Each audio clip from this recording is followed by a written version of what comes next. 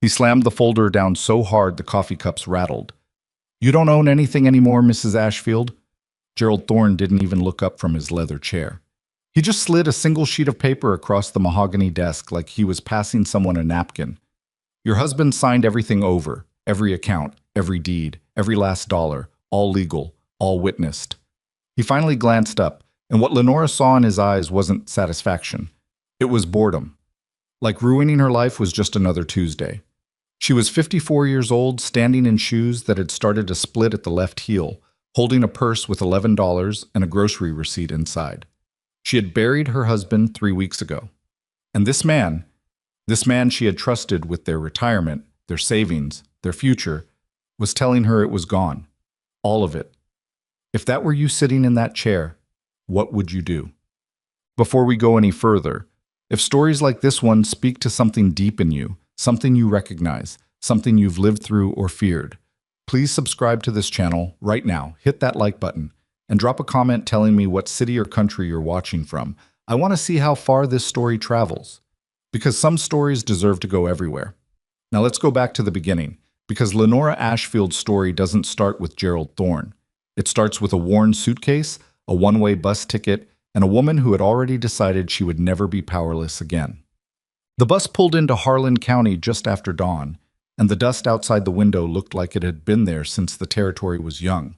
Lenora pressed her forehead against the glass and counted her breathing the way her doctor had told her to. In for 4. Hold for 4. Out for 4. She'd been doing it since Omaha. Hadn't helped much, but it gave her hands something to do that wasn't trembling.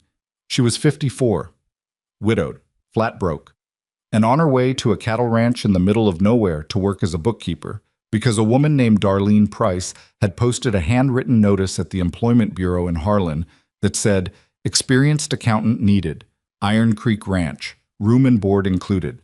References required." Lenora had 2 references: her former pastor and the pharmacist who'd known her for 15 years. Not exactly corporate credentials, but the alternative was her sister's pull-out couch in Topeka, and she'd rather sleep in a barn. The bus stopped at a crossroads with no sign, and the driver, a man with a neck like a fence post, called out Iron Creek the same way he might say, "End of the line."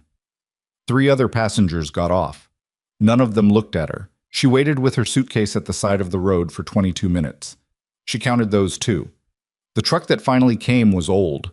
Not vintage charming old, but working hard old. Mud caked up past the wheel wells, a cracked side mirror held on with electrical tape. It slowed but didn't fully stop, and the window rolled down just enough for a woman's voice to bark out, "Ashfield?" "Yes, ma'am." "Throw it in the back." Lenora threw her suitcase in the back. The woman's name was Bess Crabtree, and she was the Iron Creek cook, housekeeper, and apparently the only person anyone trusted enough to make a grocery run without buying cigarettes on the ranch's account. She talked like someone who had already given her opinion on everything once and wasn't interested in repeating herself. Lenora liked her immediately. "You're replacing Frank Deller," Bess said, keeping her eyes on the road. "What happened to Frank Deller?" Bess didn't answer right away. She took a corner too fast, straightened out, and said, "He left." Something in the way she said it, not quit, not moved on, just left, stuck in Lenora's chest like a splinter. "Suddenly?" Lenora asked. "Fast as you please." Packed a bag and walked out one morning without a word. Which wasn't like him, if you want my opinion, which nobody does. Bess glanced at her sideways. "You got experience with ranch finances?" "I've kept books for a grain cooperative, a hardware supply company, and my husband's construction business for 21 years. "Your husband still in construction?" "My husband is deceased." "Sorry to hear." Bess said it simply, without fuss, and Lenora appreciated that more than she could say. She was very tired of people's faces going soft and useless when she said the word deceased. "I'm good with numbers," Lenora said. "You better be more than good," Bess said. "You better be real careful." She said it looking straight ahead. She didn't explain. An Iron Creek ranch came into view then, wide and low and stretching into the hills, and whatever question Lenora had been about to ask got swallowed up in the moment of just arriving. The ranch office was a converted tack room that smelled of old leather and something floral someone had tried to use to cover it up. There was a desk, 2 filing cabinets, a window that faced the barn, and stacks of ledger books going back at least 7 years. The ranch manager, Dale Coffey, came in to greet her with a handshake that lasted a fraction of a second too long and a smile that never quite reached the area above his cheekbones. "Mrs. Ashfield, glad you made it. Sorry about the ride. Bess doesn't believe in turning on the radio, which makes for a quiet trip." He was somewhere in his late 40s, broad-shouldered, with the kind of easy authority that came from being the tallest person in most rooms. His boots were the cleanest things on the property. Lenora noticed details like that. She always had. "I appreciate the opportunity, Mr. Coffey," she said. "Dale, we're casual here." He gestured at the desk. "Frank left things in decent shape. You should be up and running in no time. We do payroll on the 1st and 15th. Supplier invoices come in on Fridays. Pretty straightforward operation." "Who do I report to?" Lenora asked. Something shifted behind his eyes, just briefly. "Me?" he said. "Iron Creek is managed through my office. The owner is largely absent. I handle day to day." "I see. And the owner's name?" "Harlan Mercer. Family ranch. Been in the family 3 generations." Dale smiled again, and this time it was warmer, practiced, like he'd used that particular smile to open 100 conversations. "Any questions? My door is always open." He left. Lenora sat down at the desk.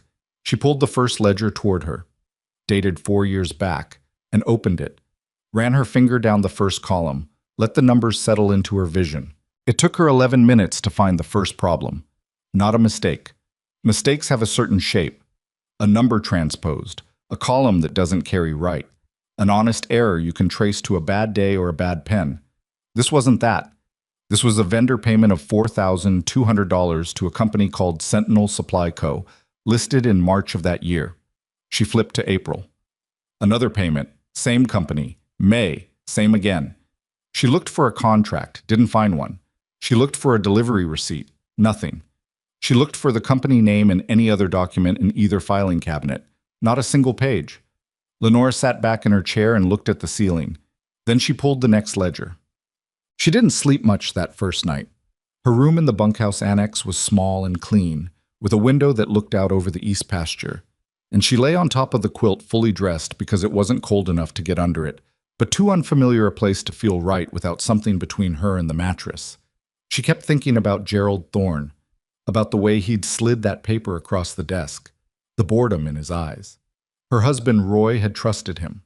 Roy had been many things, stubborn, terrible at birthdays, prone to spending Saturday mornings on the porch with coffee going cold in his hand while he stared at nothing.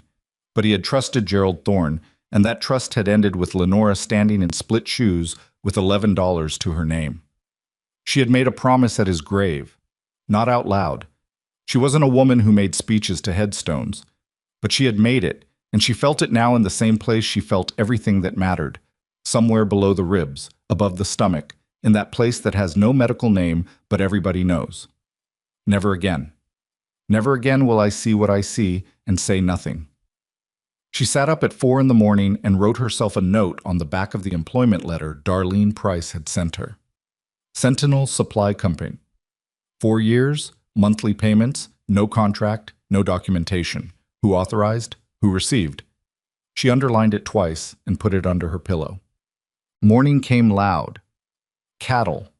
Someone yelling at a fence, the smell of Bess's coffee cutting through every other smell on the property, like it was on a mission. Lenora was in the office by 7. She had been there for 40 minutes before anyone else arrived, and by the time the morning shift started, she had identified 3 more irregularities. Supplier overlaps where the same services appeared to be billed twice under different names. A payroll discrepancy in the previous October where 6 workers were paid below the agreed wage rate, and a land maintenance fee that appeared in the books under a vendor whose name she couldn't find in any county record she could think of. She wrote all of it down. She did not discuss it with anyone. At 9:10, there was a knock on the open door. The man standing there was not anyone she'd been introduced to. He was somewhere in his early 40s, maybe older, hard to say with men who worked outside, with a face that had been through weather and hadn't complained about it. He was holding 2 mugs, and he held one out to her. "Bess said you looked like you needed this 3 hours ago," he said. Her words, not mine. Lenora looked at the mug, Then at him. "You're welcome to say no," he said. "I've had people say no to coffee. It happens." She took the mug. "Thank you." He didn't leave. He leaned against the door frame in a way that was relaxed but not lazy, and looked at the stacks of ledgers on her desk, the way someone looks at a thing they recognize. "You're the new bookkeeper," he said. "Lenora Ashfield." "Rowan Hale." He nodded once. No handshake. She didn't mind. "How's the reading?" It was an odd question. Not how's the work, or settling in okay. How's the reading? Like he already knew that was what she was doing. "Interesting," she said, and watched his face. He nodded again, finished his coffee, set the mug on the corner of the door frame. "Iron Creek's a good ranch," he said. "Good workers, good land." He paused. "It deserves honest books." He walked away before she could answer. She turned back to the ledger, but her pencil hovered over the page for a long moment before she wrote anything. "Who is Rowan Hale?" She wrote that down too. The first week passed in layers. On the surface, Iron Creek was exactly what it appeared to be, a working cattle ranch with a full crew, regular schedules, and the kind of daily rhythm that required no explanation. Up before light, work until the light gave out, eat what Bess made, sleep. But underneath, in the numbers Lenora was wading through 6, 7, 8 hours a day, there was another Iron Creek entirely. One that had been bleeding money for years. One where the bleeding had been covered up by people who knew exactly where to press the bandage. She found payroll records from 2 years back where 11 workers, she cross-referenced their names against the current crew list, had been docked wages without any written reason. Not reduced, not adjusted, just docked. Some of them by $50, some by almost $200. She added up the total and circled it. Then she added it to the running tally she was keeping in a separate notebook she kept in the pocket of her jacket. She found a land survey that didn't match the county plat she'd asked Darlene to look up for her through the public records office. It wasn't a dramatic difference, 2.5 acres along the eastern fence line. But it showed up in the books as having been transferred to a maintenance easement, a legal-sounding arrangement that, when she looked for the actual easement documents, produced nothing but a single-typed page with a signature she couldn't read. She was staring at that page when someone opened the office door without knocking. Dale Coffey. "Settling in all right?" he asked, and his eyes went immediately to the page in her hand. She lowered it to the desk, casually, the way you lower something you weren't trying to hide because you have no reason to hide it. "Getting the lay of the land," she said. "You've been here past dark the last 3 days." "I like to be thorough." She met his eyes. "You'd want your bookkeeper to be thorough, I assume." He smiled. That smile again. "Of course. Just don't want you burning out in the first week. Frank used to do the same thing." A beat. Couldn't sustain it long term. He looked at the stacks of ledgers. At her notebook. The regular one, not the one in her jacket pocket. "Anything jumping out at you?" "Not yet," she said. "Just getting familiar." "Good." He patted the door frame twice, the way men do when they want to seem easy. "My door's open if you have questions." After he left, she sat completely still for 60 seconds. Not because she was frightened. She was too angry to be frightened, and she understood by now that the anger was useful, that it was the thing that had gotten her on the bus instead of collapsing in Roy's absence, the thing that had her here instead of on her sister's pull-out couch, watching her remaining years shrink into a smaller and smaller space. She picked up the land survey page, folded it, slipped it inside her jacket. Then she opened the next ledger. She saw Rowan Hale twice more in that first week, and both times he said things that were simple enough on the surface and something else entirely underneath. The second time he passed her outside the barn and said without slowing, "The old filing boxes from before Deller are in the storage room off the main stable. Nobody's touched them." He didn't look at her when he said it, just kept walking. She found the boxes that afternoon, 7 of them, dusty, unlabeled. She carried them to her office 2 at a time and didn't tell anyone. The third time she saw him, it was evening, and she was sitting on the step outside the annex with a glass of water because she'd needed 2 minutes of not staring at numbers. He was coming in from the east pasture, and he stopped a few feet away and looked at the sky the way people do when they're deciding whether to say something. "You ever feel like you've walked into something that was already in motion?" he said. "Yes," she said. He looked at her then. Something in his face, not pity, not warning, something more complicated. The look of a man watching something unfold that he has already calculated to its end. I'd say be careful, he said, but you already know that, so I'll just say, keep going. He went inside. She finished her water, went back to the boxes. There, at the bottom of the sixth one, buried under old supply manifests and a broken calculator, she found a folder. Inside it was a photograph. 3 men standing in front of the Iron Creek gate, the sign visible behind them. One of them was Dale Coffey, younger, with a thinner face. One of them was a man she didn't recognize in a suit, and the third was Rowan Hale, except that in this photograph he was not wearing ranch clothes. I was wearing a button-down shirt with a pen in the pocket, and an expression she had not seen on him in the week she'd known him. The expression of a man accustomed to being in charge. She turned the photograph over. On the back, in handwriting she didn't recognize, Mercer, Tom, Coffey, Iron Creek Annual Review, 2019. Mercer, the same name Dale Coffey had given her for the absent owner. She set the photograph face down on the desk and pressed both palms flat against the wood, and she breathed. In for 4, hold for 4, out for 4. And this time it worked a little better, because she understood now that she had not walked into a bookkeeping job. She had walked into something much larger, much older, and much more dangerous.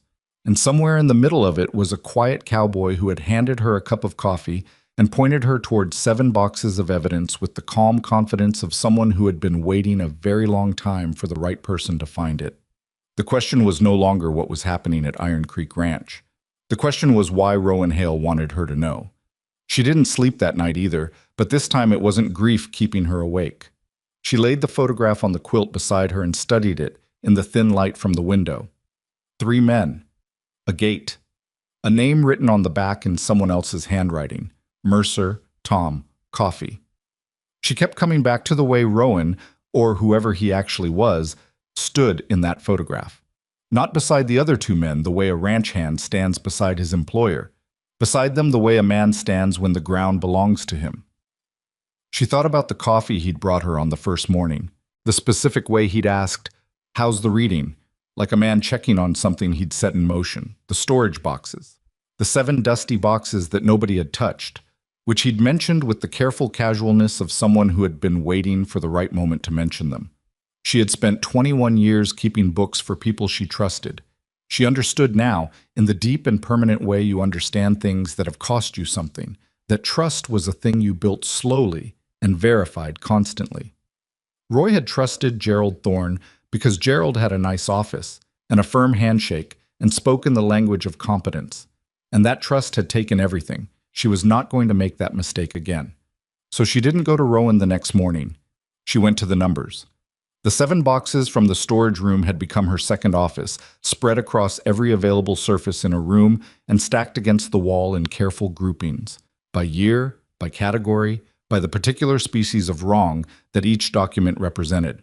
She had started a proper ledger of her own, separate from everything Iron Creek owned, because she understood by now that any documentation she produced inside this building was potentially visible to Dale Coffey. And Dale Coffey had already stood in her doorway twice in 10 days, with that practiced smile and those eyes that moved to her papers before they moved to her face.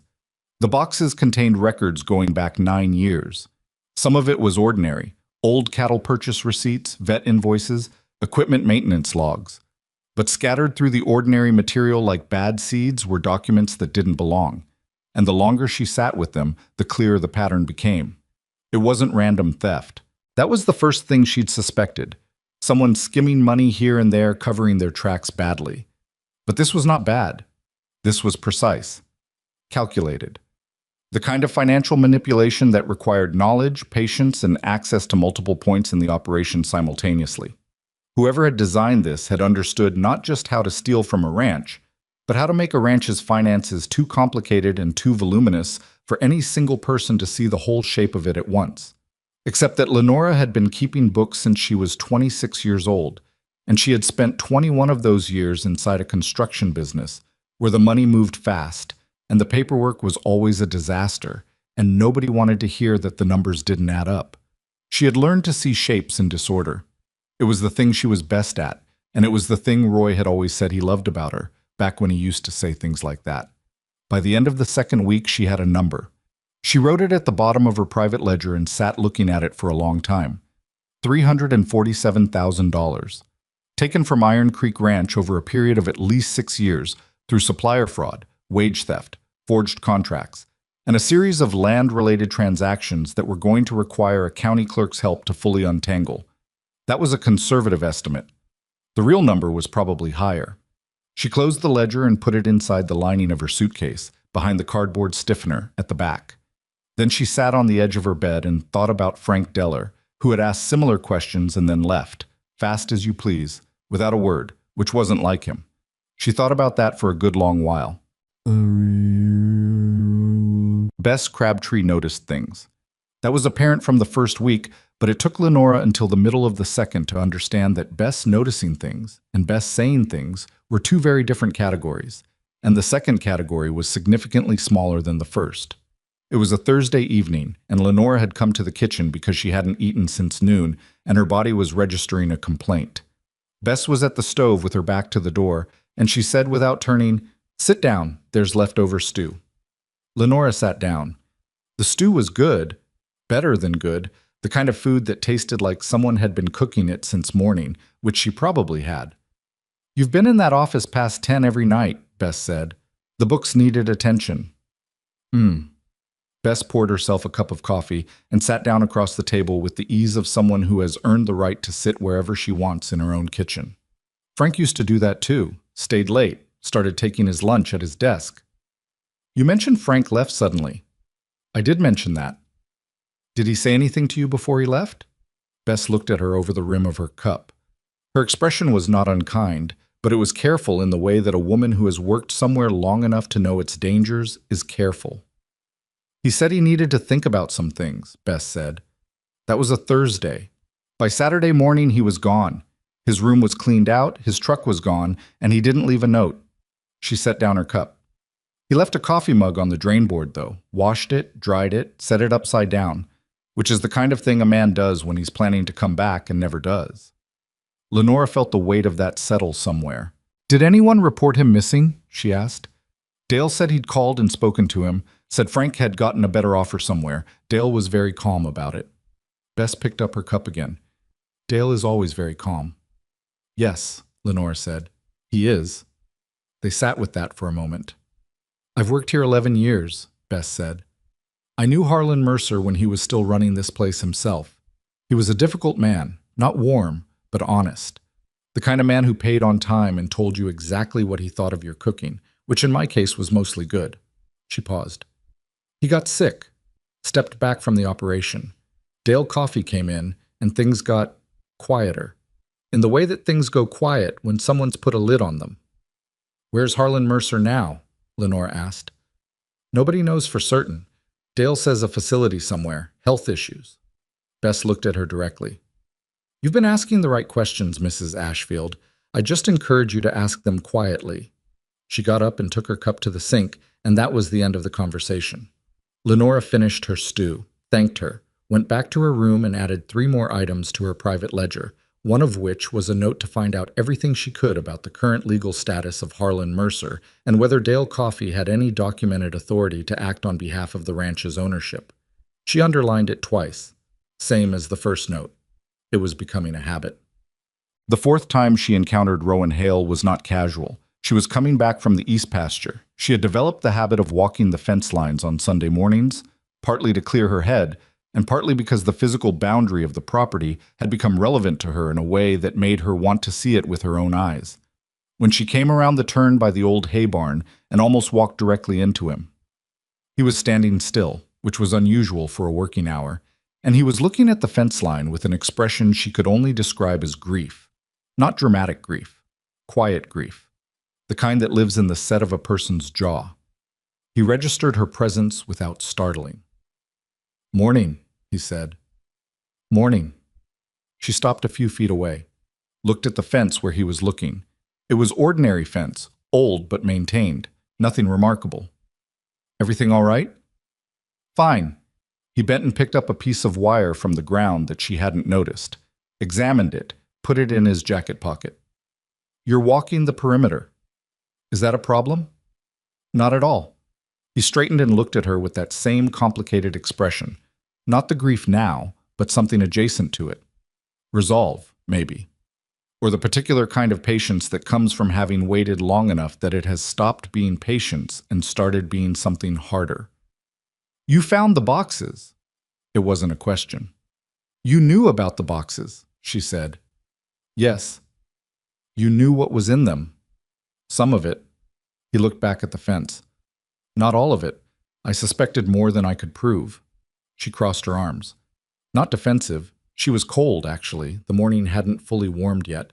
But the posture gave her a moment to think. Who are you? She asked. He didn't answer immediately. A bird called somewhere behind them. The cattle were making noise in the distance, the ordinary low sound of a morning herd.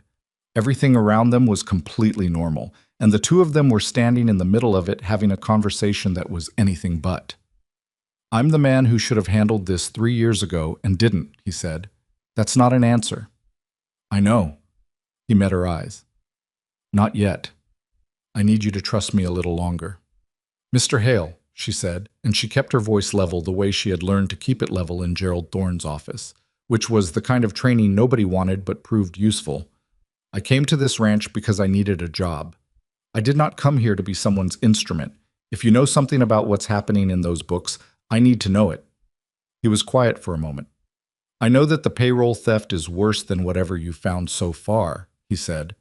I know that at least 2 of the supplier companies are registered to relatives of Dale Coffey under different names. I know that the land survey discrepancy on the eastern boundary is not a clerical error. He paused. And I know that Frank Deller left because he was frightened, not because he got a better offer. She felt the blood move differently in her veins. Not faster, more deliberately. Did someone threaten him?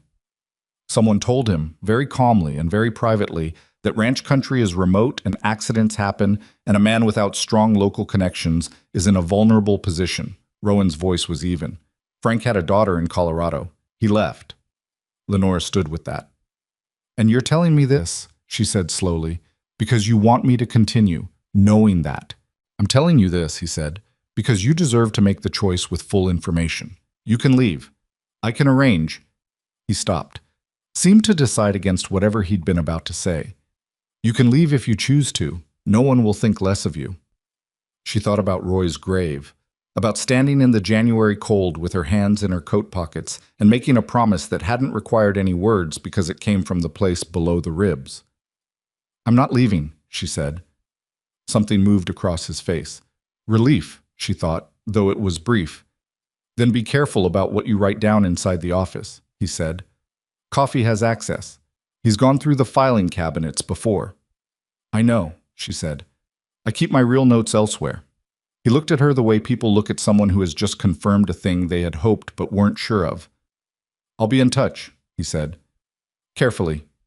He walked away in the direction of the barn, and she turned back toward the office, and neither of them looked back at the other, because they were both the kind of people who had learned not to make gestures that could be read by the wrong person from a distance. Dale Coffey called her into his office the following Tuesday. His office was nothing like hers. Big desk, leather chair, a set of mounted longhorns on the wall that were almost certainly decorative rather than sentimental. He had a coffee service on a sideboard, and he poured her a cup without asking, which she noticed, and he sat down behind the desk with the ease of a man who had spent a long time making sure he was always on the larger side of every table. How are you settling in? He said. Well, thank you. Getting a handle on the books? Making progress. She had prepared for this meeting without knowing it was coming, which was something she'd been doing unconsciously for 2 weeks. Thinking through how each possible conversation with Dale Coffey might go, what he might ask, what she should and should not say. There are a few older records that need reconciling, but nothing that seems unmanageable. He nodded, turned his coffee cup slowly in his hands, a gesture she suspected was meant to appear casual, and didn't quite achieve it. I wanted to mention, he said, that the accounting system we use is a little non-standard. The previous owner had his own methods. Things might not always line up with conventional bookkeeping practice. How do you mean? She said, with the precise level of genuine-sounding curiosity that meant nothing. Just that some of the older entries reflect informal arrangements, things that were handled on a handshake basis rather than through formal contracts. Not uncommon in ranch operations of this size and age. He smiled. If you come across anything that looks unusual, I'd encourage you to come to me directly before drawing any conclusions. Context matters with this kind of thing. There it is, she thought. Of course, she said. That's very helpful to know. I'm glad we had this conversation. He stood, which meant the meeting was over. Iron Creek runs on trust, Mrs. Ashfield. I hope you'll feel like part of that. She stood, thanked him for the coffee, and walked back to her office with a very steady step and a very clear understanding that Dale Coffey now knew, or strongly suspected, that she had found something she wasn't supposed to find. The meeting had not been friendly outreach. It had been a warning delivered with a smile, which was, in her experience, the most effective kind of warning because it gave you no clean way to respond to it. She sat down at her desk and did not take out any of her real notes. She opened the daily ledger and entered 3 routine payroll items and a feed supplier invoice. Then she went to the window and looked out at the barn and waited until she saw Rowan Hale cross the yard below, and she watched the particular way he walked, unhurried, deliberate, a man who belonged in the frame of this place so completely that no one watching would think twice. And she thought about the photograph at the bottom of the 6th box. Mercer. His name in someone else's handwriting. She needed confirmation. She needed more than a photograph and a suspicion and a cowboy's carefully incomplete answers. She needed documents, and she needed them to be the kind that couldn't be explained away by Dale Coffey's talk of handshake arrangements and informal practice. She needed the land records. Oh, county records were public. That was the one thing that nobody, not Gerald Thorne, not Dale Coffey, not anyone who had ever built a system for taking what didn't belong to them, could make private. Land transfers, deed recordings, tax assessments. They sat in the county clerk's office in Harlan, available to anyone who asked, and the asking didn't require explanation or permission. She drove herself to Harlan on a Saturday, in the ranch's 2nd truck, which she had asked Bess to put in a word about borrowing because she did not want to ask Dale Coffey for anything she didn't have to. Bess had arranged it without comment and without asking where she was going. The county clerk was a woman named Vera Sando, who wore reading glasses on a beaded chain and had the quietly authoritative manner of someone who had organized other people's paperwork for so long that disorder had become personally offensive to her. Lenora liked her immediately, which seemed to be becoming a pattern with competent, no-nonsense women. She asked for the deed history on Iron Creek Ranch and the surrounding parcels, and she asked for any recorded transfers in the last 8 years. Vera Sando gave her a look that was not suspicious exactly, more professionally assessing, the way you look at someone before you decide how much of your time they're worth. That's a fair amount of material, she said. I'm aware, Lenora said. I have time. She spent 4 hours in the county records room. She took notes in small, careful handwriting, cross-referencing what she found against the discrepancies in the ranch's own books. By 2 in the afternoon, she had confirmed 3 things. First, the 2.5 acres on the eastern boundary had been transferred from Iron Creek Ranch to a holding company called Crestfield Land Management, LLC, approximately 4 years ago. The transfer was recorded legally, with a signature she recognized from the ranch's own documents. But it was not the signature of Harlan Mercer. It was Dale Coffey's. Second, Crestfield Land Management, LLC was registered in the same county, and its listed agent was a man named Douglas Coffey. Same last name. Third, there had been 2 subsequent transfers since then, progressively larger parcels, both moving through different named entities that, when she traced the registration paperwork as far as Vera Sando would let her go in 4 hours, all shared a common thread of addresses and agent names clustering around a single Harlan post office box. She drove back to Iron Creek Ranch in the late afternoon with the windows down because she needed air, and she turned everything over in her mind the way she turned problems over, systematically, without rushing to conclusions she couldn't support. Dale Coffey had been transferring land out of Iron Creek Ranch to companies he or his relatives controlled.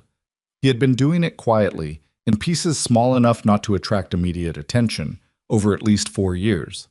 He had been covering it in the ranch's own books with vague maintenance easements and routine-sounding entries that a less experienced bookkeeper might not question. And somewhere in the background of all of this, a man who called himself Rowan Hale had been living on this ranch for 3 years, shoveling feed and mending fence and watching the operation he apparently owned being dismantled around him, waiting for the right person to come along and do the thing he apparently could not do himself. She pulled into the ranch yard and sat in the truck for a moment with the engine off. There were things about Rowan Hale she still didn't understand. Why he hadn't simply hired a lawyer? Why 3 years? Why this particular method? The quiet presence, the oblique guidance, the careful non-answers. Men with resources and legal standing did not generally choose to live in bunkhouses and wait for widowed bookkeepers to rescue their property, which meant either the situation was considerably more complicated than it appeared, or Rowan Hale had reasons she hadn't been told yet. She got out of the truck. The evening was coming in warm and pink over the hills, and the ranch was doing its end-of-day settling. Gates, feed buckets, the low conversation of the night crew changing over from the day. A completely ordinary evening. Rowan was at the water trough by the north barn, doing something with a pump fitting that appeared to require most of his concentration. He didn't look up when she walked past, but as she came level with him, he said quietly, not looking up from the fitting, "How was Harlan?" She didn't stop walking.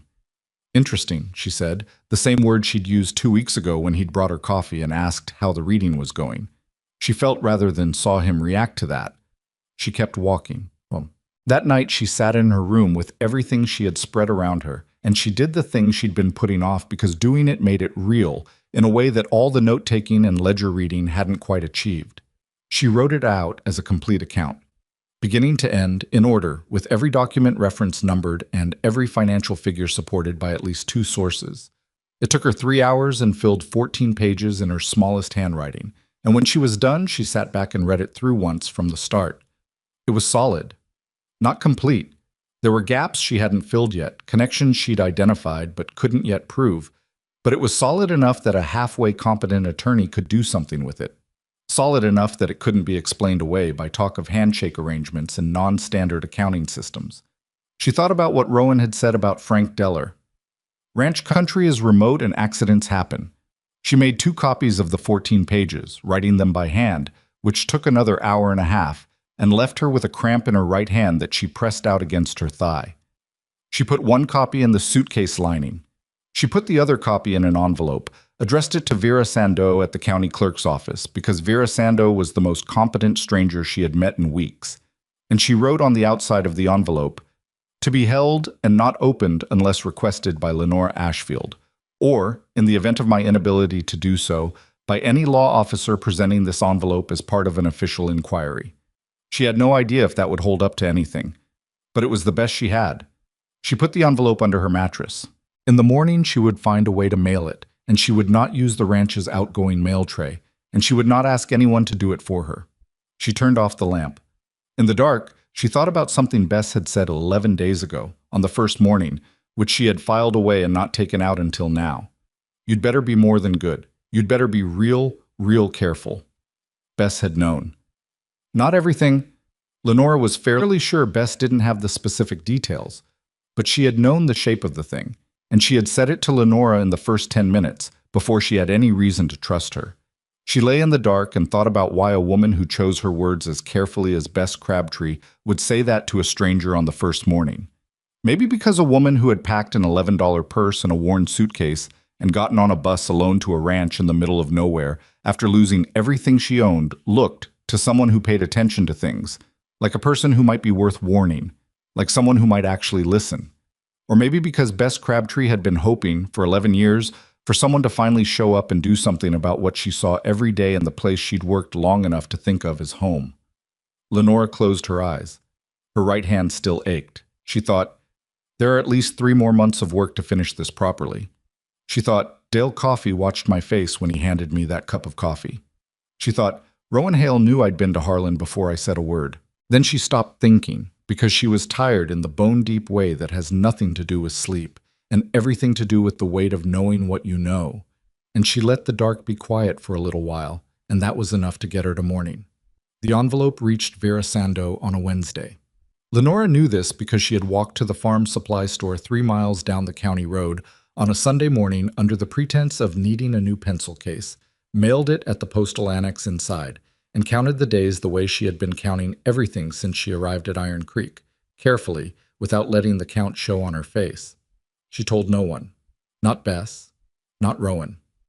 Trust was something she was rebuilding from scratch, the way you rebuild anything that has been destroyed. Slowly, with inferior materials at first, testing each piece before you put weight on it. The days after the Tuesday meeting with Dale Coffey had a different quality to them. Before, she had felt invisible in the way that useful, quiet women often feel invisible, present but unconsidered, like furniture that does its job without requiring acknowledgement.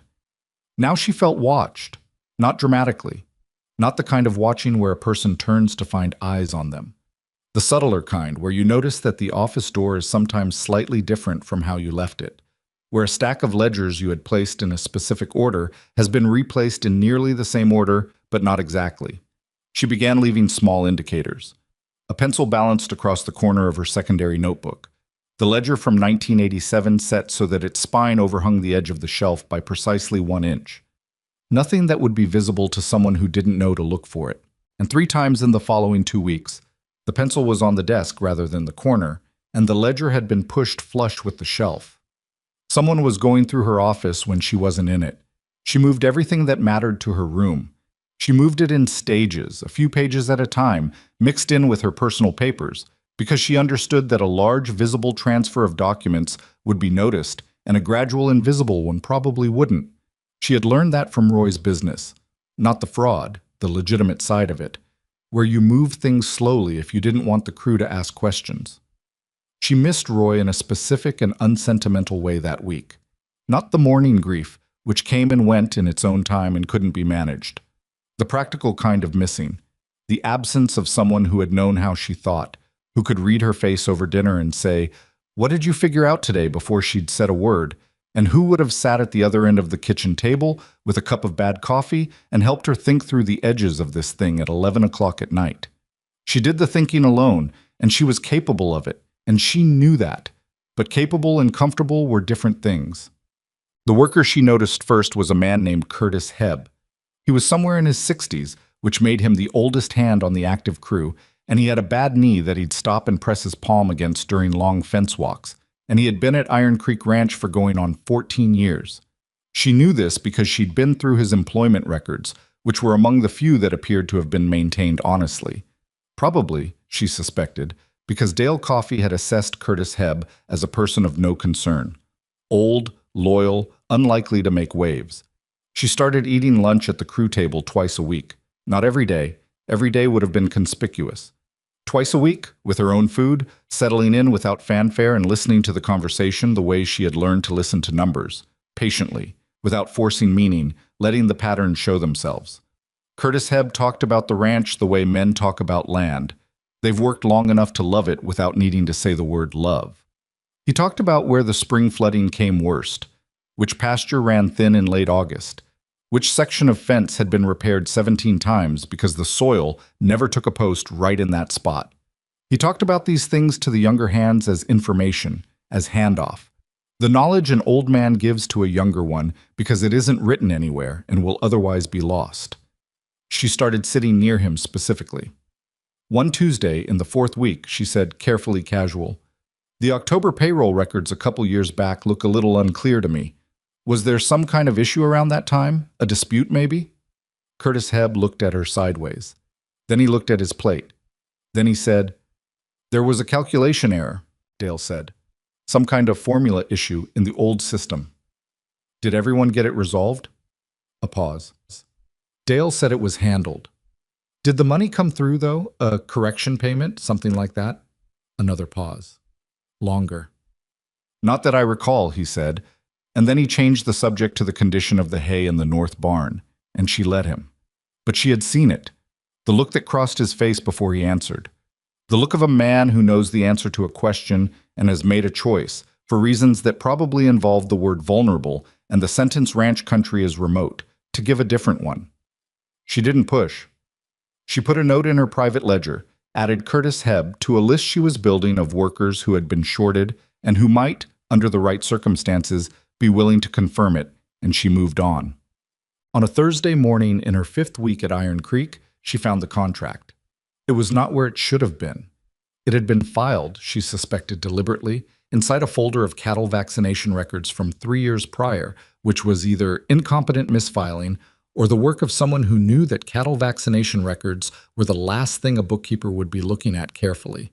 Either way, it had been there, untouched, for at least 2 years. It was a supplier agreement between Iron Creek Ranch and a company called Meridian Freight Solutions. Date of execution, 4 years ago. Signatory on behalf of Iron Creek Ranch, Harlan Mercer. Except that Lenora had, in the course of her time in the county records room and her work through the ranch's own documents, seen Harlan Mercer's signature 11 times. She had the particular memory for handwriting that comes from 20 years of cross-referencing signatures on business documents. And Harlan Mercer had a specific way of forming the capital H, a wide, slightly leftward lean that came from a man who had probably taught himself to write and had never corrected it. The signature on the Meridian freight contract had the lean but not the width. It was close. It was very, very close. But it was not Harlan Mercer's signature. She sat with that for a long time. A forged contract meant this had stopped being fraud and become something else. Something with a different set of legal words attached. Words that carried longer sentences and more serious consequences. It also meant that whoever had done this had either been very confident they would never be caught, or had been operating in an environment where the person most likely to catch it was being systematically removed.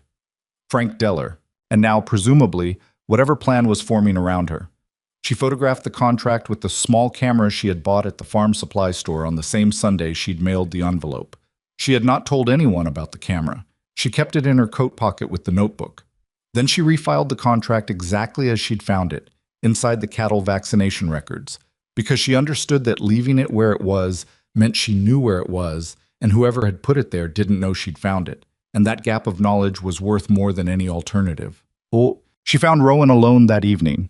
He was in the equipment shed, doing something with the chain on a cutting mower, and the shed was far enough from the main buildings that no one would have reason to walk past it at 6 in the evening.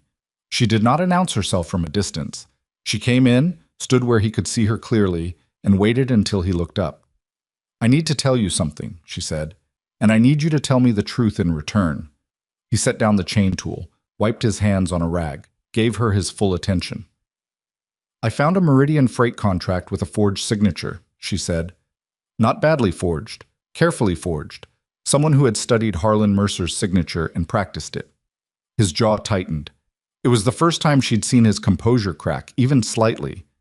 "When?" "Filed 3 years ago. I found it this morning."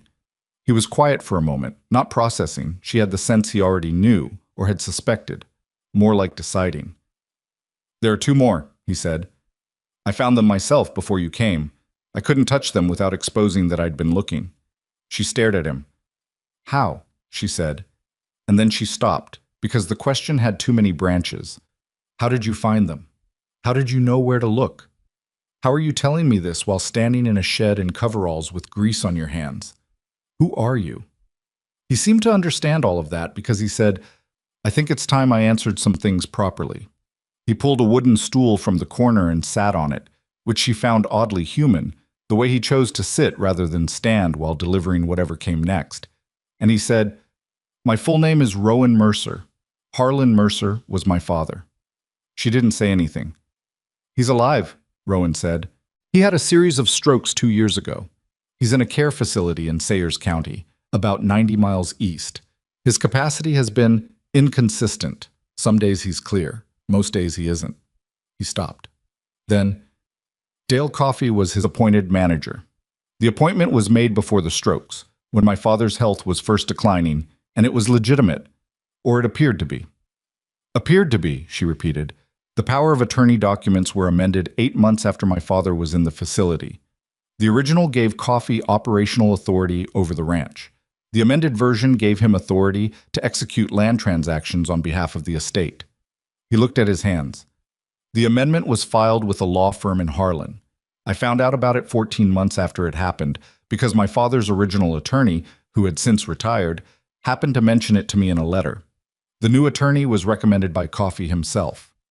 Lenora thought about the county records she had found, the land transfers, the Crestfield Land Management LLC, the post office box that connected everything. "When you found out," she said, "why didn't you go to the authorities?" His mouth tightened. "I did. I went to the county sheriff, presented what I had, which, at that point, was the amended POA, my own belief that it had been executed while my father lacked capacity, and some discrepancies in the accounts that I could see but couldn't prove because I didn't have access to the books. He paused. The sheriff told me it was a civil matter and I should speak to an attorney. And the attorney?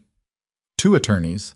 The first one took a meeting, listened, and told me I would need considerably more documentation before anyone could take action. The second one was busy when I called and never returned my message.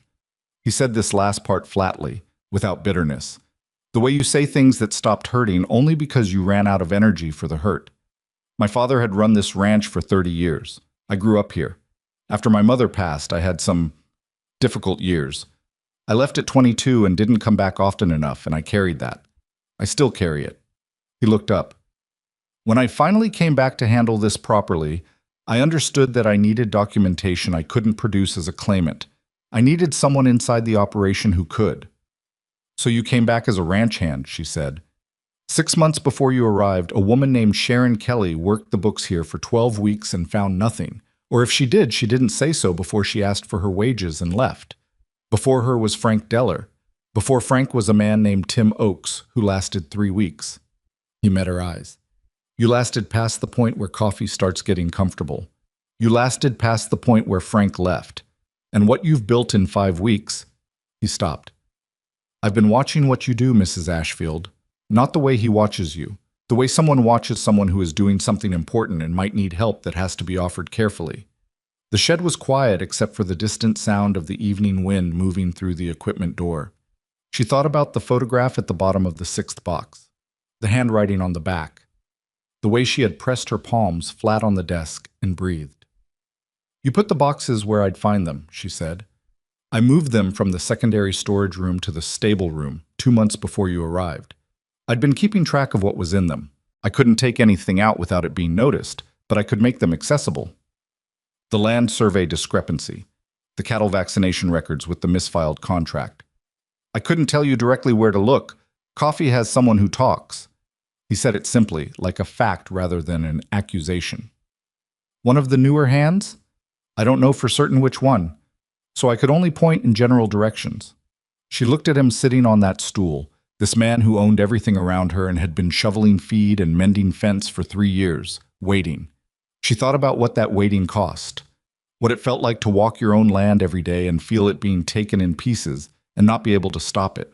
She understood waiting that cost something. She'd done a version of it herself, in a different context, for years before Roy died, waiting for a financial situation to resolve itself, waiting for Gerald Thorne's reassurances to prove true, telling herself the discomfort she felt looking at certain statements was just worry rather than instinct. You should have told me sooner, she said. Yes, he said, without deflection. I've been operating without critical information. I mailed a copy of my evidence to the county clerk's office without knowing there was a POA dispute, which changes the legal framing considerably. He looked at her sharply. You mailed a copy of everything I had as of 3 weeks ago in a sealed envelope to be held unless requested. She held his gaze. Because a woman working alone in an environment where the previous bookkeeper was frightened into leaving needs a dead man's switch. I made one. He was quiet for a long moment. That was smart, he said. It was necessary. She crossed her arms.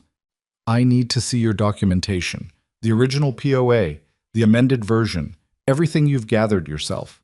I need to know what the legal framework is before I can finish building a case that will actually hold. I have it, he said. Not here. Off-site with someone I trust. Who? My father's original attorney. Retired, but not out of reach. He's been holding documents for me. She nodded. Then she said, How long have you known that Coffee has someone who talks? 8 months. Does he know you're the owner? I don't believe so. My name is common enough. Coffee met me twice, years ago, at formal events when I was much younger. He may not... He stopped. I can't be certain. That uncertainty sat between them like a third person in the room. Then we need to move faster, she said, because in the last 2 weeks someone has been going through my office. I've been monitoring it. The evidence I've built is not inside that building anymore. But if Coffee decides I've found too much, his options are the same ones that worked with Frank Deller. Rowan stood up from the stool. He was not a demonstrative man, she had established that, but something changed in his posture, not bigger, more decided. "I'll contact the attorney tonight," he said. "I need to meet him. I'll arrange it. And I need everything you have on the amended POA before I can finish cross-referencing the land transfers. 2 of the parcel transfers I traced in the county records were executed after the amendment. If the amendment was fraudulent, if your father lacked capacity when it was signed, then every transaction that relied on it is voidable." He looked at her with an expression she didn't have a name for. Not quite surprise. Something closer to the feeling of a thing snapping into place. "My father's attending physician at the facility has documentation of his condition dating from before the amendment was filed," he said. "I've been trying to get a formal capacity assessment retroactively, but the facility requires a legal filing to release the records." "Get me the physician's name and the facility's address," she said. "I'll handle the legal filing question separately. There's a process for estate disputes. I looked it up 2 weeks ago when I started thinking the land transfers might tie to a POA issue." She paused. "I wasn't sure what I was looking at then. I am now." He was quiet for a moment. Then he said, "Mrs. Ashfield, I owe you a significant—" "Don't," she said. Not unkindly. "Not yet. There's too much to finish." She left him in the shed and walked back to the main building in the last of the evening light.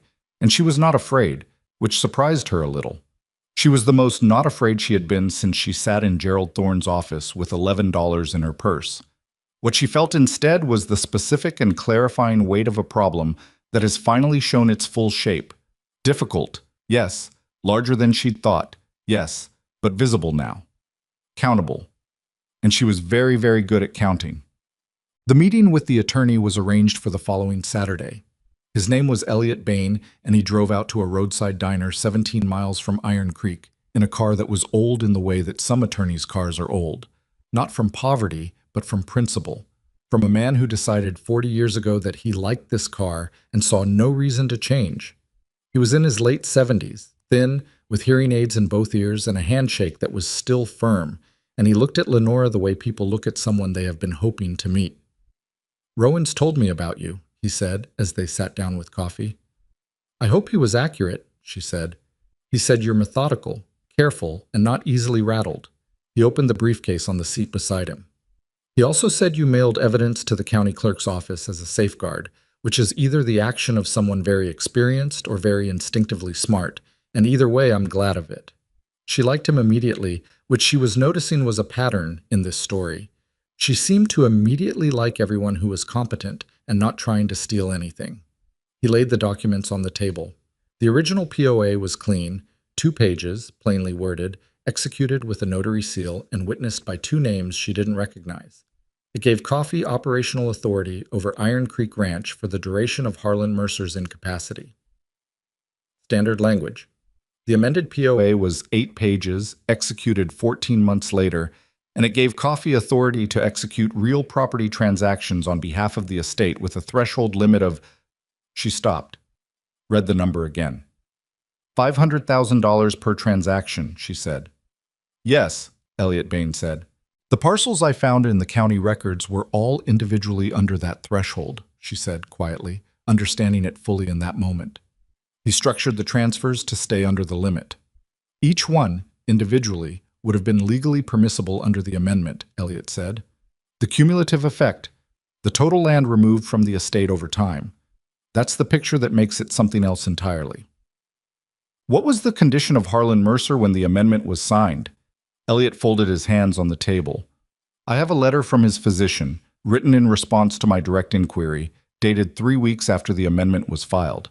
It describes a patient presenting with significant cognitive impairment following his second stroke. The language includes," he put on his reading glasses. "The patient demonstrated difficulty recalling recent events, was unable to consistently identify close family members, and showed markedly impaired executive function." Lenora looked at the amendment, at the signature at the bottom. "He signed this," she said. "That is a signature in his name," Elliot said. She thought about the Meridian Freight contract, the forged H with the wrong width. "How many signatures are on this document?" she said. "Harlan Mercer's, the notary, 2 witnesses." "Do you have other documents signed by Harlan Mercer after his first stroke? Anything dated between the strokes? when he might have had clearer periods? Elliot looked at her carefully. I have several. Medical consent forms, facility intake paperwork. I need to compare them. I think this signature may not be his. The diner was not quiet. There was a family in the next booth and a man at the counter talking to the cook. But the table where they sat seemed to be in a different register of sound entirely, the kind of quiet that exists inside a serious conversation. Elliot Bain laid 3 documents side by side on the table. Harlan Mercer's signatures from different dates, different contexts. She looked at them for a long time. She was not a forensic analyst. She had no formal training in document examination. But she had 20 years of signatures on construction contracts and supplier invoices and bank forms. And she had the pattern of Harlan Mercer's hand fixed in her memory as clearly as she knew her own. The capital H, she said, in his signature here and here and here, she pointed. Do you see the lean? Left and wide. It's consistent across every document I've seen with his genuine signature. She pointed to the amendment. This one leans left, but it's narrow. The same hand that forged the Meridian freight contract. Elliot looked. He looked for a long time. I'm going to need a document examiner, he said. Yes, she said. And I can give you the Meridian freight contract to compare against, because whoever forged the amendment also forged that contract, and the examiner should have both. Rowan had been sitting on the outside of the conversation, letting it run, and she had been aware of him the way you're aware of a room's structural support, present, necessary, not requiring attention. He said now quietly, if the amendment is fraudulent, the land transfers collapse. They collapse, Elliot confirmed. Everything executed under an invalid POA is voidable. The land comes back. The damages from the supplier fraud, the wage theft, those are separate claims, but with a criminal referral, the DA's office takes over the evidentiary work. How long? Rowan said. If we move immediately, and if the document examiner confirms what Lenora believes, and if Harlan's physician will submit a formal affidavit on capacity, 6 to 8 weeks for the civil filing, the criminal referral we can make before that. Lenora thought about her office, the ledgers being gone through, the feeling of a room that had been entered and carefully restored to almost right. We may not have 6 to 8 weeks, she said. Coffee knows I've been in those records. He's been watching me since the 3rd week. Elliot looked at her. How certain are you? Certain enough, she said. Rowan said, we accelerate. Elliot picked up his coffee cup. It had gone cold and he drank it anyway, which told her something about him. I'll have the document examiner on the phone tonight, he said. Can you get the Meridian contract out? I photographed it, she said. I can get the photographs to you without removing the original, which needs to stay in place. That'll do for the examiner's preliminary look. We'll need the physical document eventually. When we're ready to move, she said, I'll get the physical document, not before. Elliot nodded once, the nod of a man accepting a thing because it is the right call and he knows it. They stayed another 30 minutes, going through the list of documents she had built, cross-referencing against what Elliot held. And by the time the family in the next booth had finished their pie and left, they had a working plan. It was imperfect. It depended on several things they couldn't fully control. It required the physician's cooperation, the document examiner's finding, and at least 2 workers willing to give statements about the wage theft. And she thought of Curtis Hebb pressing his palm against his bad knee, and thought that with the right conversation, in the right moment, Curtis Hebb might be willing to do a thing he hadn't done for 3 years. Elliot packed his briefcase, shook her hand again, looked at Rowan. Your father would have, he started. Don't, Rowan said gently. Same word Lenora had used in the equipment shed. Same instinct, she thought. Elliot nodded. He understood that too. She and Rowan walked to their separate vehicles in the parking lot. The afternoon was hot and flat and ordinary looking. 6 weeks, she said. We make it less, he said. She got in the truck, drove back toward Iron Creek with both hands on the wheel and the window down and the dust coming up from the road the same color as the day she'd arrived, which felt like a long time ago and was only 5 weeks. 5 weeks since she had stepped off a bus with a worn suitcase and a cracked heel and $11 and a promise she had made to no one and everyone in a January cemetery with cold hands and nothing left to lose. 5 weeks. $347,000, a forged document, stolen land, frightened workers, and one quiet cowboy who was not a cowboy at all. She pressed both palms flat on the steering wheel, briefly, the way she used to press them on the desk. A private gesture, a steadying one. They were not done, not close, but the shape of it was clear now, and the ground was solid under the plan, and Lenora Ashfield had learned something in the last 5 weeks that she supposed she had always known, but never been required to use at full capacity. She was exceptionally hard to stop when she understood what she was doing and why. She drove back into the yard just as the evening shift was starting, and she parked the truck, and she walked to her office and sat down at the desk, and she opened the daily ledger and entered 3 routine invoices. And if anyone had been watching, they would have seen exactly what Dale Coffey expected to see. A quiet bookkeeper, doing her job, disturbing nothing.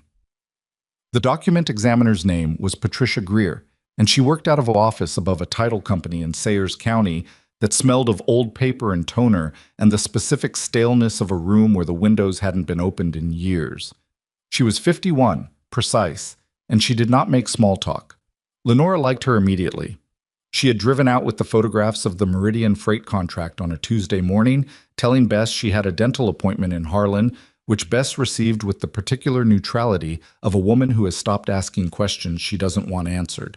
Elliot Bain had arranged the meeting and was there when Lenora arrived, sitting in the one-client chair with his briefcase across his knees and his reading glasses already on.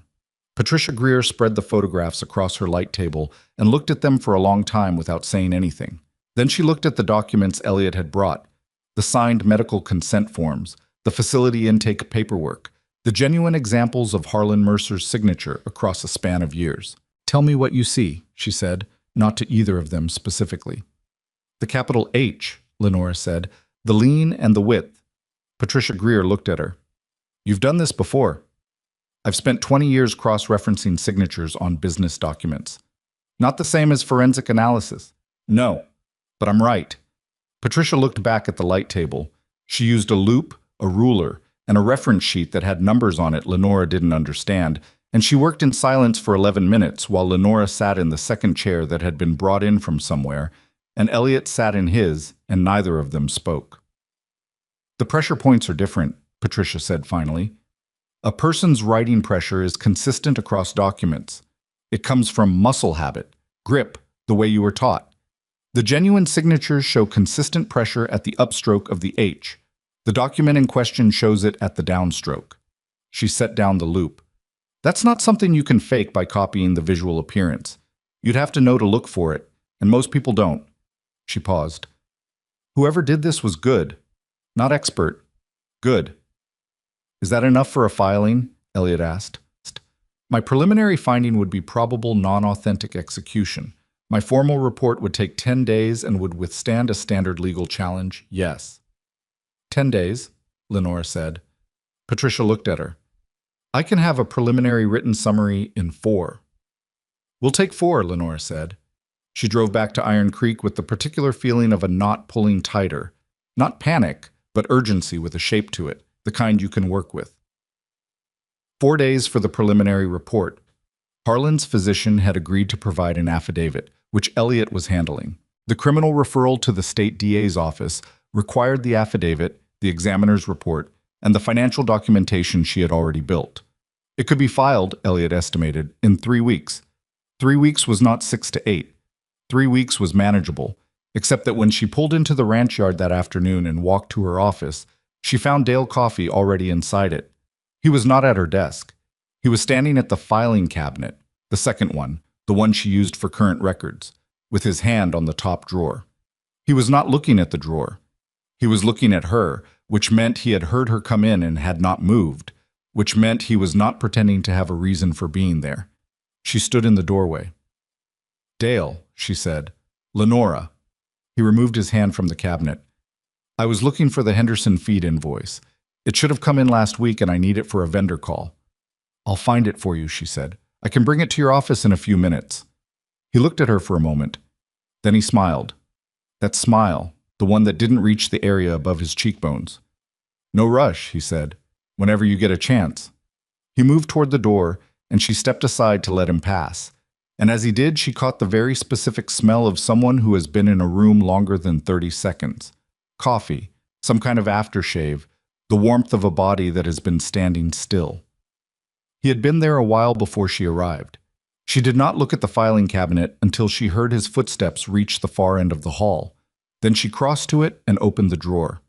Everything appeared to be in order. She checked her indicators. The pencil on the corner, the particular angle of the November folder tab. Both had moved. She stood very still for a moment. Then she went to her desk and looked for the Henderson feed invoice, found it in 30 seconds, and walked it to Dale's office with a completely steady face. She knocked. He was on the phone. He held up a finger, finished his call, and took the invoice from her with a brief thank you that was normal, pleasant, the ordinary texture of a working day. She walked back to her office and sat down. She was not frightened. She was calculating. The question was not whether Coffee suspected her. She had moved past that 3 weeks ago. The question was what he had or hadn't found, and whether what he'd found was enough to make him move against her before she was ready. She opened her desk drawer and removed a piece of paper. She wrote one line on it and folded it. That evening, when she passed the equipment shed, she tucked it under the latch on the door in the place she and Rowan had established 2 weeks ago as a dead drop. An ugly word for a simple thing, a way to pass notes in a building with at least one person in it who talked. The note said, "He was in my office today. We have less time than 3 weeks." Rowan's response came the next morning, under the same latch, on a piece of paper torn from a feed manifest. "I know. Met Elliot last night. Filing moves to 10 days. I need you to get the Meridian contract." She burned both notes in the small metal waste bin she kept for paper scraps, which was a thing. Bess had told her on the first week was standard practice because the trash collection was irregular, and documents left in bags sometimes blew across the yard, and which Lenora had understood then as practical ranch housekeeping and now understood as one of the few genuinely useful pieces of infrastructure available to her. Getting the Meridian freight contract out of the cattle vaccination folder required her to be in the storage room where those records were kept without anyone present, for long enough to photograph the original with better quality than the first set, and to remove the physical document without leaving a gap in the folder that would be immediately visible. She had been thinking about this for 2 weeks. She had a plan that was not elegant but was workable. She went to Bess. "I need to do a full inventory of the storage records going back 8 years, she told her, on a Thursday morning over coffee. "Routine audit preparation. It'll take most of the day and I'll be in and out of the storage rooms. I want to make sure nobody thinks I'm rummaging where I shouldn't be." Bess looked at her over her cup. "You want me to mention it to Dale?" "If it comes up naturally." "It'll come up naturally," Bess said. "Thank you." She started the inventory at 9 in the morning and worked through lunch. The storage room off the main stable was the third one she went to, and she was there for 45 minutes, which gave her time to do a genuine portion of the inventory she'd claimed to be doing, to replace the Meridian contract folder with the nearly identical blank folder she had prepared the night before, and to walk out with the original document tucked inside a cattle purchase ledger from 2016 that she was legitimately removing for reconciliation purposes. She drove it to Elliot Bain's retired attorney home office that afternoon, told Dale she had a bank errand, and was back before 4. The Henderson feed invoice was on his desk when she returned. She had no memory of leaving it there. Curtis Hebb was the first. She came to him on a Friday evening, which was payday, which meant the crew was in a reasonable mood and the end of the week had loosened things slightly. She didn't come to him formally. She came to him with 2 cups of Bess's coffee at the end of the day when he was sitting on a fence post near the north barn, resting his bad knee. She handed him a cup. He took it. She sat on the fence beside him, which required more athleticism than she would have preferred, and they both looked at the evening for a while. "I want to tell you something," she said. "Not as the bookkeeper. As someone who went through something like this herself, from a different direction." He looked at her sidelong. "My husband and I lost our life savings to a man who stole it legally," she said. "A financial advisor who structured everything so that by the time we understood what had happened, it was done, signed, filed, legal on paper." She paused.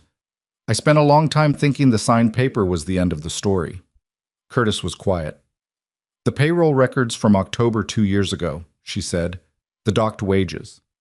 I know it wasn't a calculation error." He turned the coffee cup in his hands, said nothing. "I'm not asking you to do anything right now," she said. "I'm asking you to know that I know, and that someone is doing something about it, and that when the time comes, in about 2 weeks, I'm going to ask if you're willing to say what you know to a proper authority, not the county sheriff." She said that last part deliberately and watched him register it. A state investigator. He was quiet for a long time, long enough that she finished her coffee and thought about getting down from the fence. $58, he said. "I'm sorry?" "They docked me $58 that October." He looked at his cup. "I asked Dale about it. He said it was the system error. It'd be corrected. It wasn't." He pressed his palm against his knee, the habitual gesture. $58 is a tank of gas and a week of groceries. When you're my age and you're on a ranch wage, that's not nothing. "No," she said, "it's not." The others lost more. He looked at the hills. Ed Farrow lost 112. Billy Crane lost 90. Some of the younger guys, they didn't even notice. They're not careful about checking their stubs. But I noticed. "Would Ed Farrow talk to an investigator?" she said. "Billy Crane?" Another long pause. "Ed might. Ed's got a temper about it that never really cooled," he thought. "Billy, do what Ed does." She got down from the fence carefully. 2 weeks, she said. "Maybe less. Don't say anything to anyone yet. Not even Ed." "How do I know this is real?" he said. Not aggressively, like a man asking a fair question. She thought for a moment. Then she said, "Because I came here with $11 in my purse and a suitcase that's been through better days, and I have been working 16 hours a day for 6 weeks on something that has cost me more than it's paying me, and I am still here." She picked up her empty cup. "That's the best answer I can give you." He looked at her. The evening was gold behind the hills. 2 weeks, he said. She walked back to the main building. Rowan was crossing the yard from the direction of the west pasture, and they passed each other without slowing, and she said quietly, "Curtis Hebb." "And probably Ed Farrow and Billy Crane," and he said, equally quiet, "The examiner's preliminary report comes tomorrow." And they kept walking in opposite directions. The preliminary report confirmed everything. Elliot called her on the phone at the farm supply store. She had arranged with the owner, a slow-spoken man named Gil Teague, who distrusted drama in all its forms, to receive calls there in exchange for buying a substantial quantity of record-keeping supplies she didn't fully need, and read her the relevant conclusions while she stood between shelving units of fence staples and vitamin supplements. Probable non-authentic execution. Inconsistent pressure mechanics. Divergent letter formation in 3 characters. Recommendation for full forensic analysis to support legal proceedings. "It's enough for the DA's office," Elliot said. "When can you file?" "I'm filing Monday. The affidavit from the physician arrived this morning. The financial documentation you built is..." "Lenora, I've been doing this for 40 years and this is the most thorough private evidentiary package I've encountered from a non-attorney." She stood between the fence staples and the vitamins and felt nothing particularly dramatic about that, because there was too much still to do. "Dale Coffey was in my office again yesterday," she said. "I wasn't there. I found the indicators disturbed." A pause on the line. "How close is he to moving against you, do you think?" "I don't know. Close enough that I want the confrontation to happen on our schedule and not his." "We can't move on the confrontation until the state DA acknowledges receipt and assigns the investigator." "How long after filing?" 2 to 4 business days for acknowledgement. Then they'll want to review before sending someone out. Another week, possibly 2. She did the math. Monday filing. Wednesday or Thursday acknowledgement. Investigation review. Another week. Best case, the confrontation happened in 18 days. Worst case, closer to 25. "What happens if Coffey moves before that?" she said. Elliot was quiet for a moment. "He can terminate your employment. There's nothing illegal about that." "And if he does something that isn't employment-related?" "Then we stop waiting for the investigator," Elliot said, "and we call the state police directly and present everything we have. It's a less controlled version of what we're planning, but the evidence holds regardless of the sequence." She thanked him and bought $47 of supplies she didn't need and drove back to Iron Creek. It was Bess who gave her the warning, and she did it the way Bess did most things, without preamble and without explaining how she knew. On a Sunday evening, 9 days before the filing, Lenora came into the kitchen for the late cup of tea she'd developed as a habit, and Bess was standing at the sink with her back to the door, and she said without turning, "Dale has someone coming in from Harlan on Tuesday, a man named Fitch. He's done work for Dale before. I don't know what kind, but the last time Fitch came out here was 2 days before Frank Deller left. Lenora stood in the kitchen doorway. How do you know this? She said. Because Dale uses the kitchen phone sometimes when he thinks I'm in the pantry and I'm not. Bess turned around. Her face was composed in the way of a woman who has decided something and is on the other side of the decision. I've worked here 11 years, Mrs. Ashfield. I have not said anything to anyone about what has been happening in this building because I have $3,000 in savings and I am 63 years old and I know what ranch country is like for women without options. She dried her hands on the kitchen towel. But I'm telling you this now because I think it matters and I think you'll know what to do with it. Lenora crossed the kitchen and sat down at the table. Bess, she said, I need you to write down exactly what you told me. Date, what you heard, who said it. Bess sat down across from her. I've already written it, she said. She slid a folded piece of paper across the table. I wrote it this afternoon. Lenora looked at the paper, at Bess. You've known for a while, she said. I've suspected for a while, Bess said. Known is a stronger word. She folded her hands on the table. Frank was a good man. He made the wrong call when he left. But I understand why he made it. He didn't have what you have. What do I have? Bess looked at her directly. Nothing left to lose and nothing to go back to, she said. It was not unkind. It was exact, the way Bess was always exact. That's a different kind of person than Frank was. He had a daughter to think about. You don't have anyone who depends on you. She paused. That makes you the most dangerous thing in this building. Lenora thought about Roy, about the grave in January and the thing below the ribs, about $11 and a split heel and the bus ride to nowhere in particular. I need to talk to Rowan tonight, she said. He's in the equipment shed, Bess said. He's been there since 7. Lenora folded Bess's written statement and put it in her jacket pocket with everything else that lived there now.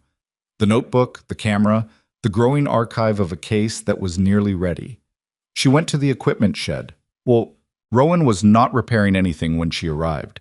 He was sitting on the wooden stool, not doing anything, which was the first time she had seen him idle.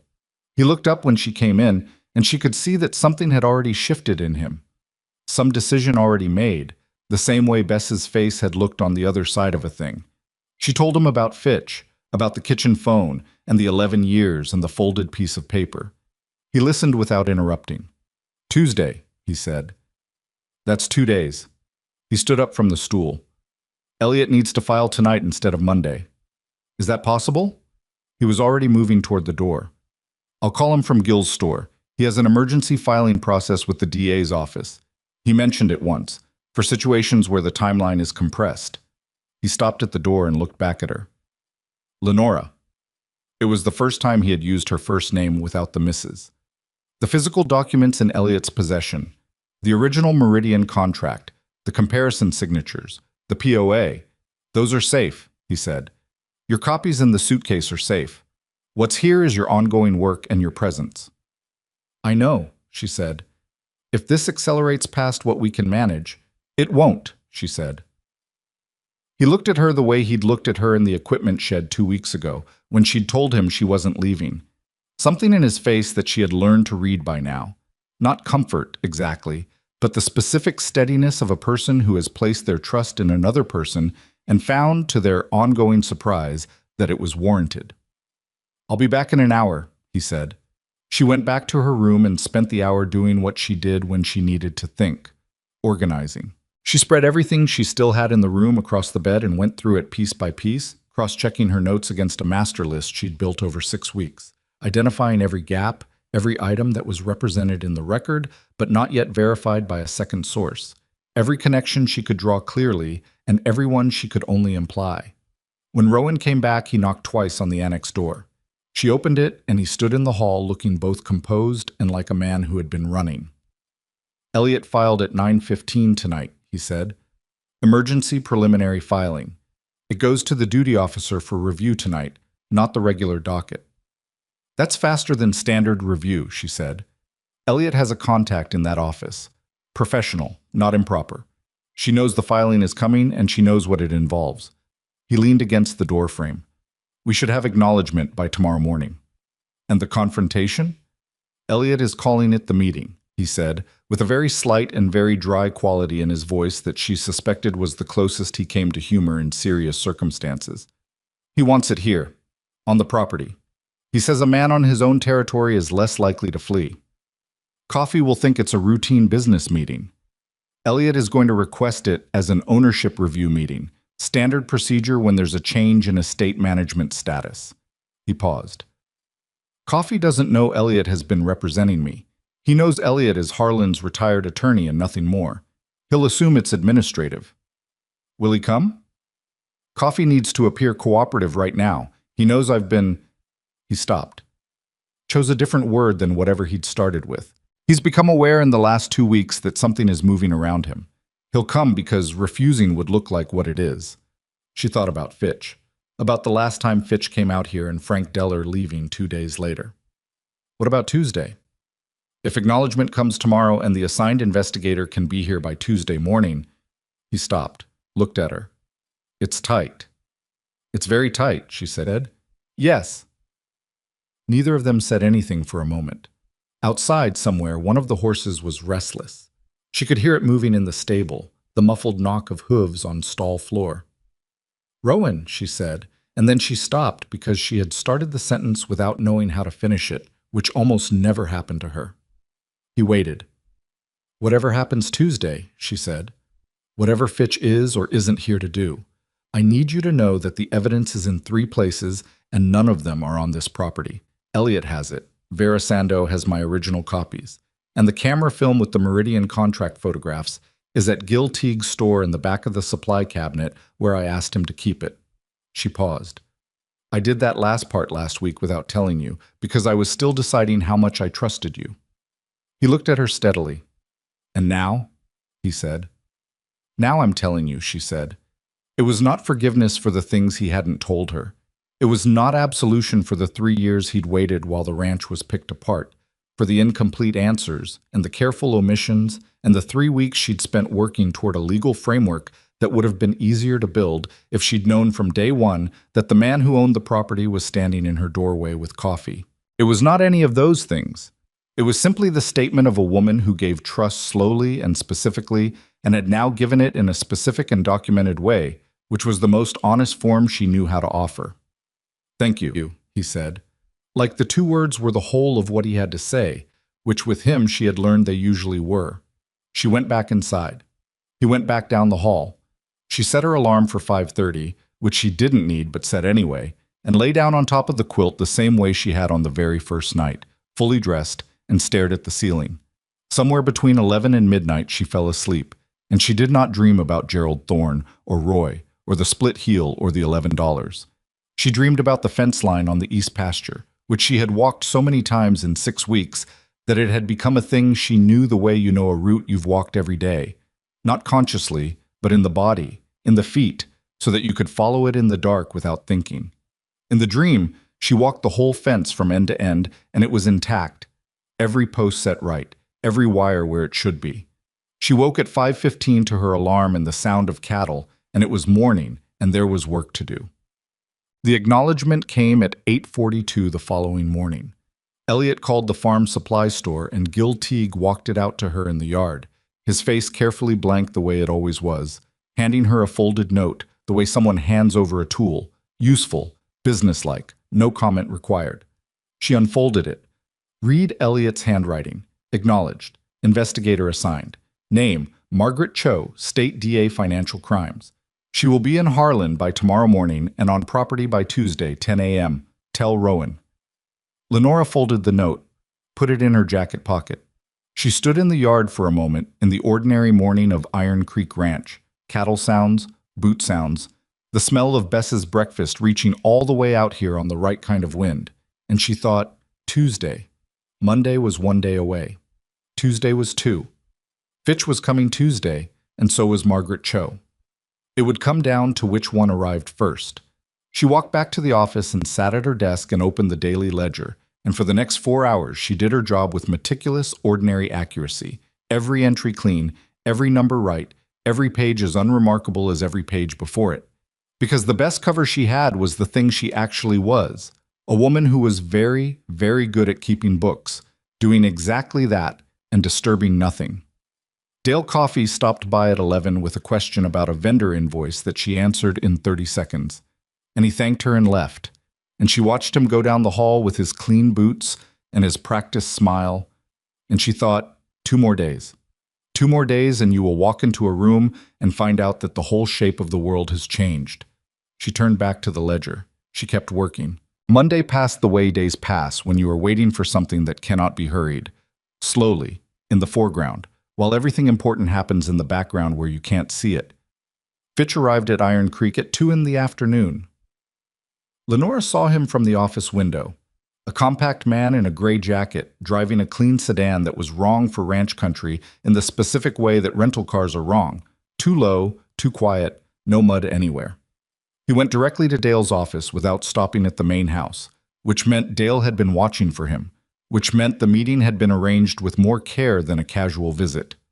She did not go to the window again. She sat at her desk and entered invoices and listened to the building the way you listen to a house at night, not for specific sounds, but for the general quality of what was moving through it. At 3:15, Rowan appeared at her office door. He didn't come in. He stood in the doorway and said, in a completely ordinary tone, as if he were asking about feed deliveries, "Gil called the main line, said to remind you about your order pickup tomorrow morning, early." Gil Teague had not called out any order. She looked at Rowan. "Early," she said. 7 o'clock. Margaret Cho was arriving in Harlan by tomorrow morning. 7 o'clock meant Elliot had arranged for her to come directly to Iron Creek rather than meeting at the attorney's office first, which meant the timeline had compressed again, which meant something had changed. "I'll be there," she said. Rowan left. She heard his boots on the floor going toward the stable, the same unhurried pace he always walked, a man whose footsteps had never once in 6 weeks sounded like anything other than a ranch hand going about ranch business. And she thought about the 3 years of that. 3 years of those footsteps on this floor, patient and deliberate and costly in ways she was only beginning to understand. At 5 o'clock, she saw Fitch leave. He drove out the way he came in, the sedan moving too quietly down the ranch road. She watched until the dust settled, then sat back. She spent the evening in her room, not with the evidence, all of that was where it needed to be, but with a blank piece of paper and a pen. She wrote out the order of presentation. What came first? What came second? The sequence that Elliot had outlined in their last conversation, the sequence that required Lenora to speak first, because she was the one who had built the evidentiary structure, and she was the one who could walk through it, document by document without notes. The way she'd been able to walk through Roy's accounts during the audit of 2009 without a single error, 4 hours straight, because she had lived inside those numbers long enough that they were part of her. She had lived inside Iron Creek's numbers for 6 weeks. That was enough. She wrote the sequence, read it through once, folded the paper and put it in the jacket pocket, the same pocket that had held the notebook and the camera and Bess's statement and the weight of everything accumulated over 6 weeks in a place where she had arrived with nothing. Then she lay down and slept a real sleep, deep and without dreams, which surprised her. She had expected another ceiling-staring night. Instead, she woke at 6, feeling something she recognized only after a moment as a kind of readiness. Not confidence, not certainty. Those were things that belonged to people who hadn't been through enough to know better. Just readiness. The thing below the ribs, steady. Margaret Cho arrived at Iron Creek at 7:12 in a state-issued vehicle that was only slightly less wrong for ranch country than Fitch's rental. She was 43, with the contained, efficient manner of someone who had spent 15 years in financial crimes and had developed a specific tolerance for the smell of fraud. She shook Lenora's hand in the ranch yard with a grip that said she'd done her homework, and she shook Rowan's hand and said, "Mr. Mercer," which was the first time anyone at Iron Creek had called him that in 3 years. Rowan absorbed it without visibly reacting, which Lenora noted because she was watching for it. Elliot Bain's car was behind Margaret's. He came out with his briefcase and his reading glasses already on, and the 4 of them went into the main conference room, the one used for ownership meetings, large enough for a table that seated 10, which today would seat considerably more than that.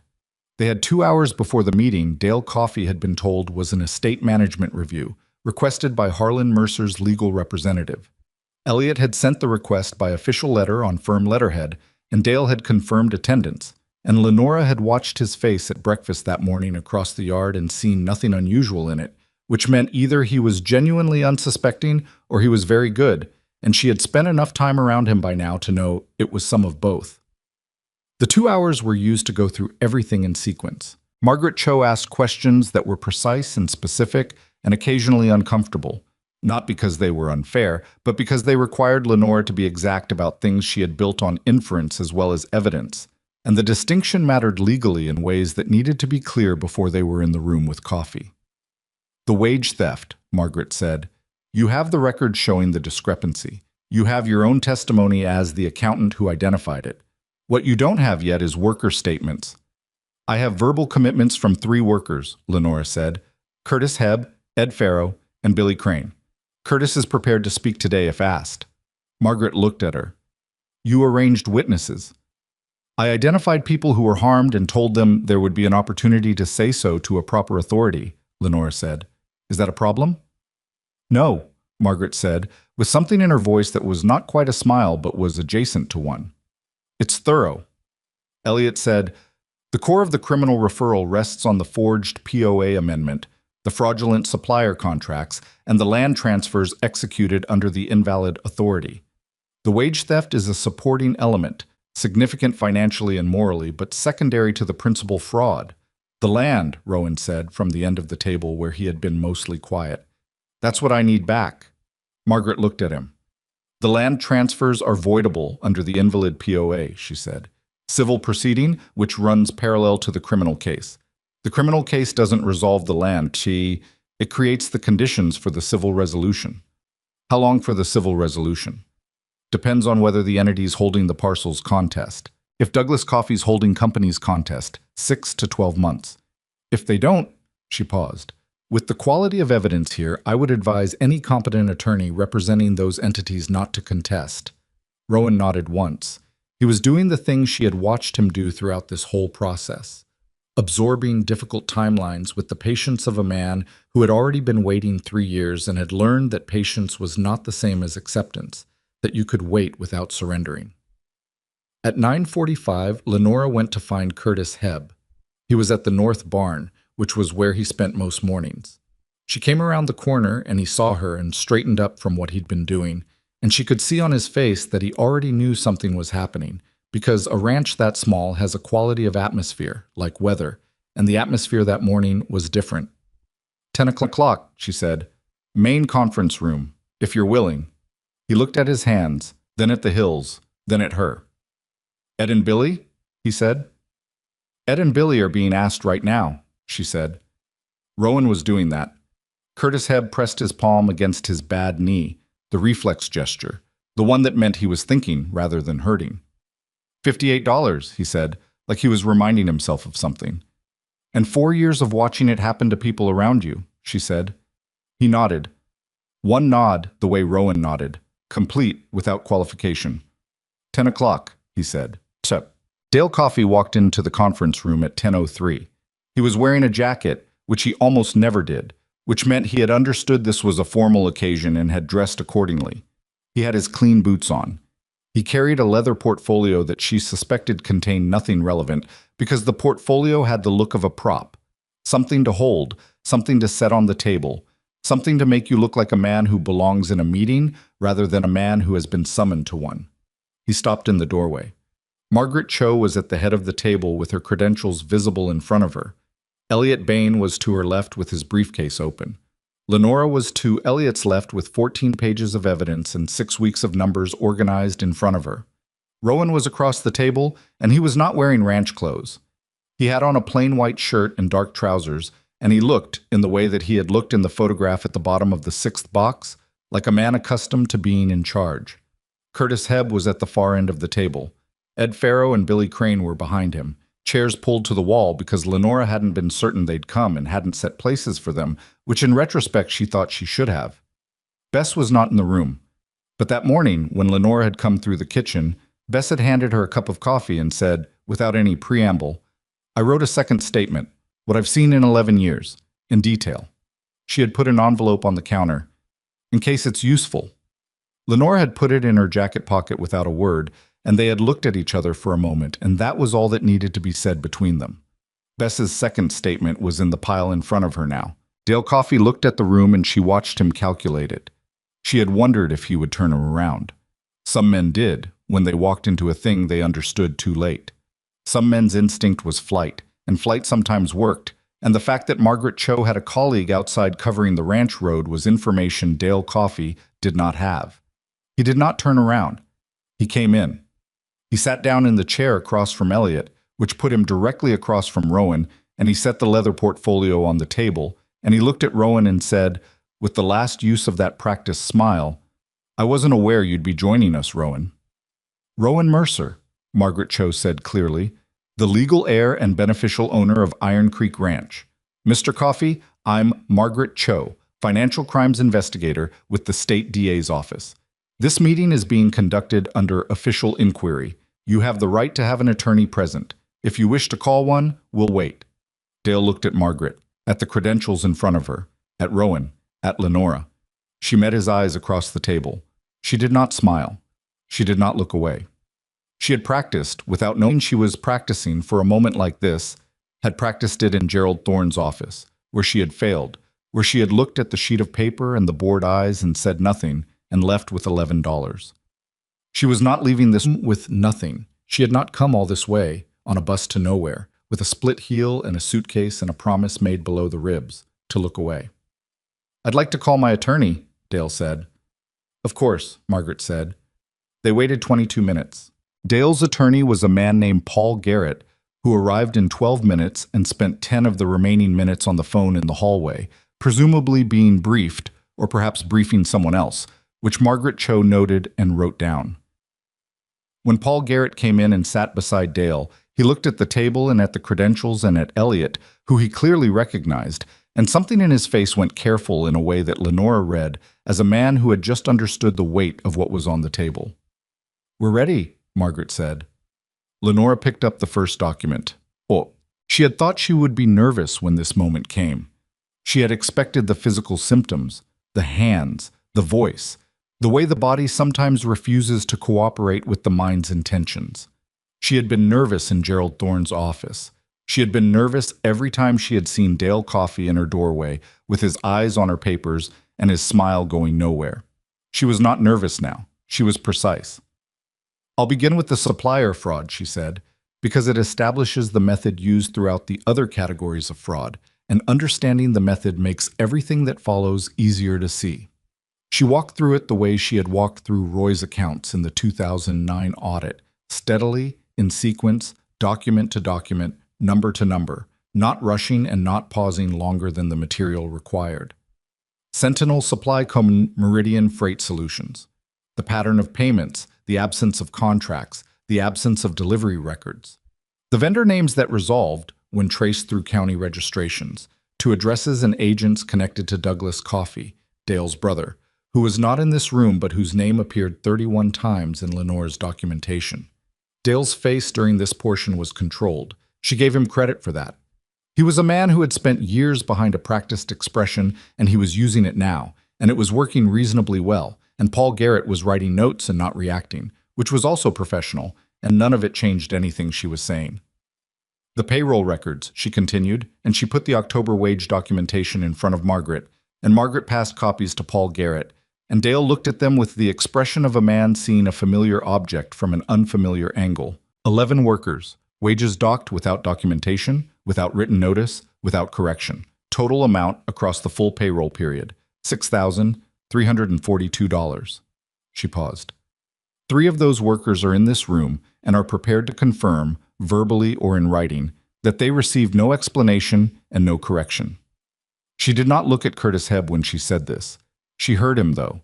A small shift in his chair, a settling, the sound of a man deciding to be where he had agreed to be. Dale said nothing. The forged contract she handled carefully, because Patricia Greer's preliminary report was preliminary. The formal forensic analysis was 10 days away. And she said so clearly, which was the kind of thing that could have undermined the presentation but actually did the opposite, because it demonstrated that she was not overstating, which made everything she did state carry more weight.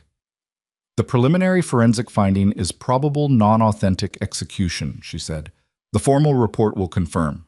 What I can tell you today is that the signature on the Meridian freight contract and the signature on the amended power of attorney share three specific characteristics that are inconsistent with Harlan Mercer's genuine signature as documented across 11 verified examples. Paul Garrett looked up from his notes. The amended POA is a legal document executed with a notary seal, he said. Yes, Lenora said. The notary seal and the witness signatures appear genuine. The principal signature does not. She laid the comparison documents flat. If you'd like to look at the photographs. Paul Garrett looked. He looked for a long time. He looked the way Patricia Greer had looked, with the specific attention of a person who deals in documents professionally and knows what they're seeing. Then he looked at Dale. Dale was looking at the table. Something happened in Paul Garrett's face in that moment. Something brief and decisive. The realignment of a man who has understood that his client has lied to him in a way that changes the nature of his representation. Lenora recognized it because she had seen a version of that face in the mirror. In January, standing in her kitchen after the meeting with Gerald Thorne, understanding finally and completely that she had been lied to in a way that changed everything. The land records took 40 minutes because the documentation was complex and the connections required explanation. The Crestfield Land Management LLC, the post office box, the progressive transfers, each one under the threshold limit in the amended POA, each one legal on its face, the cumulative total representing the systematic dismemberment of approximately 19 acres across 4 years. She had a map. She had drawn it herself by hand from the county plat records, because a visual representation of what had been taken was different from a column of numbers in a way that mattered to the people in this room who were not accountants. She put the map on the table. Rowan looked at it, just for a moment, just long enough that she saw his jaw tighten the way it had in Patricia Greer's office when she'd said the word forged, and then he looked away, and his face was steady. When she finished, the room was quiet, in the way rooms are quiet when something has been fully said and there is nothing to add to it. Margaret Cho looked at Dale Coffey. Dale said, "I want to speak to my attorney privately." "Of course," Margaret said. They left the room. Lenora gathered her documents into their ordered stack and set them precisely parallel to the table edge, which was a small and unnecessary thing, but gave her hands something to do. Elliot poured himself a glass of water from the pitcher on the sideboard. Rowan looked out the window at the yard. Curtis Hebb said, from the end of the table, "Is that it?" "Not quite," Lenora said. "Most of it." He nodded. Ed Farrow beside him was very still, in the way of a man who has been holding something for a long time and has now set it down and isn't sure what to do with his hands. Billy Crane was looking at the map of the land parcels. "I didn't know it was that much," Billy said. "The land." "Most people don't," Lenora said. "That's how it works." She thought about Gerald Thorne again, the way she seemed to always come back to him as the reference point, the original shape of this particular kind of wrong. The structured complexity, the individual pieces that looked manageable, the cumulative total that was something else entirely. Different contexts, same architecture. Men who understood that most people don't have the time or training to see the whole picture, and who built their frauds inside that gap. She had spent her whole career living inside that gap and learning its shape. It had not saved Roy, or their savings, or her first life, which had ended on a January day in a lawyer's office with $11 and a split heel. But it had saved Iron Creek Ranch. It had saved 19 acres and $6,000 in stolen wages and 3 years of a man's patience and 11 years of a woman's quiet witness, and the dignity of workers who had been told their money was lost to a calculation error and had believed it because they had no way to know better. It had done that. And she had done that. And she sat with it, without drama, the way you sit with things that are true. Dale Coffey did not confess in the room. That was not how these things worked, and she had known it wouldn't be. What happened was that Paul Garrett came back in without his client and spoke with Margaret Cho in a low, professional voice for 7 minutes. And then Margaret nodded once, and Paul Garrett left again, and Margaret looked at her notes. "He's requested a formal interview under caution with his attorney present," she said, "which we'll conduct at the DA's office." She closed her notebook. "In practical terms, this means the criminal process is now formally open. It does not end here." "I know," Rowan said. "The civil proceedings for the land." Elliot handles that, Rowan said. Starting today. Elliot, who had been quiet through most of the formal presentation, said, I've already drafted the initial filing. I'll have it in the court by end of week. Margaret stood. She shook hands around the table, Elliot, Rowan, and then Lenora. And when she shook Lenora's hand, she held it for a moment and said, quietly enough that it was between the two of them, This is exceptional work. I want you to know that. Lenora said, I want the workers' wages back. That's a restitution order, Margaret said. Part of the criminal sentencing if it gets there. It usually gets there when the evidence is this complete. She paused. It will get there. She left.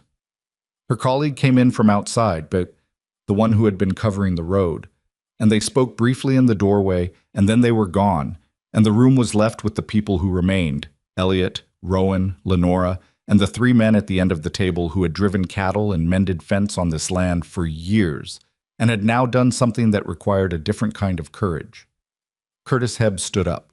I was not a man who made speeches, and he didn't make one now.